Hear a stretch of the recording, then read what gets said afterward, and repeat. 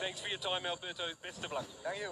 Thanks, Simon. Thanks to Repsol manager Alberto Puso. The official version from the Honda camp after that skirmish this morning between this man, Bagnaia, and Honda is please disperse. Nothing to see here. Nothing Incident, happened. what incident? Of course, we heard from Paolo Gibatti, Ducati sporting director, talking to Jack Appleyard this morning.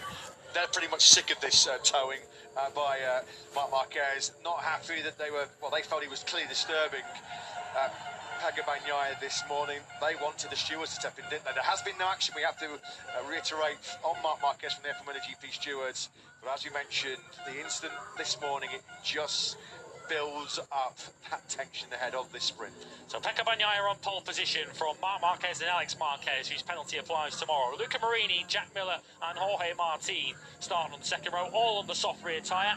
Marco Bezzecchi heads row 3 ahead of Aleix Espargaro, who's carrying a pretty nasty injury into this weekend. More on that before the sprint gets underway. John Zarco starts 9th. Alex Rins 10th ahead of Brad Binder, who's won sprints from further back than that this year. And Enea Bastianini returning to action in 12th, looking for his first finish of the season. Maverick Vinales 13th after missing out in Q1. He's got the 2 factory Yamahas alongside him. Now Morbidelli ahead of Quartararo for the 3rd time this year. Taka Nakagami, Michele Pirro, wildcard for Ducati, and the returning Miguel Oliveira are on row 6. Fabio Di Gianantonio, pole last year, P19 this year.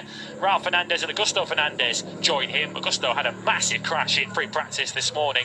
And Lorenzo Savadori wildcarding for Aprilia after his career best race result last time as an RNF stand-in. He's 22nd ahead of Jonas Folger. Yeah, it's been a bruising Saturday for the Fernandez boys. As Lewis mentioned, Augusto Fernandez absolutely totaled a gas machine at Beyond 82 this morning, and 2 heavy crashes for Raul Fernandez as well. Now, we just mentioned the fast-starting KTMs, the top speed of the KTMs. This means they're going to be a big threat in this 11-lap sprint. What are the thoughts pre-sprint of Jack Miller and Brad Binder's team boss, Pit Byra? Yeah, he's just finishing chatting to someone that happened to walk up while you were introducing us. Pitt, thanks for your time. As always, can you tell us your thoughts going into the sprint today? Jack did an amazing job putting it so far up on the grid in the last moment there. Sadly, Brad had a fall, but overall, it looks like your machine can run with even the Ducatis at this big long straight. Thank you. Yeah, I have the same feeling. I mean, we are competitive.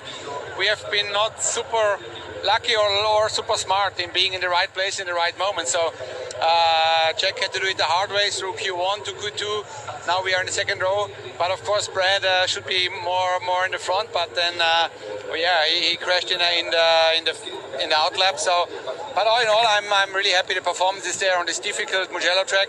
Going high speed with these red bikes over there means something, and I feel the riders are happy. We turn well, we have good traction, we have a great top speed, so I feel we can go racing now. Thanks, Pitt, and best of luck. Thank you. Thanks, Simon. Thanks to Pit Byra getting himself fully focused and in the zone for just his 2nd front row start in his MotoGP career. Is Alex Marquez. It's Marquez versus Marquez on that long run down to the braking zone for San Donato. Valentino Rossi doing what all good team owners do, all good team managers, having a few words of encouragement initially with Marco Bezzecchi. There he is on the left-hand side of the picture talking to Sky Italy and having a good close look at his brother here, Luca Marini, who is one of several walking wounded here this weekend, Lewis. Certainly is. Luca Marini injured his right wrist and also his thumb in the crash that brought an end to his French Grand Prix when he collided with Alex Marquez. Now, he brought that injury into the weekend. He is in constant pain, he says, but he says that it doesn't get worse as he goes through the race. So he doesn't feel it's an issue that's going to stop him from competing either today or, of course, in the full-length Grand Prix.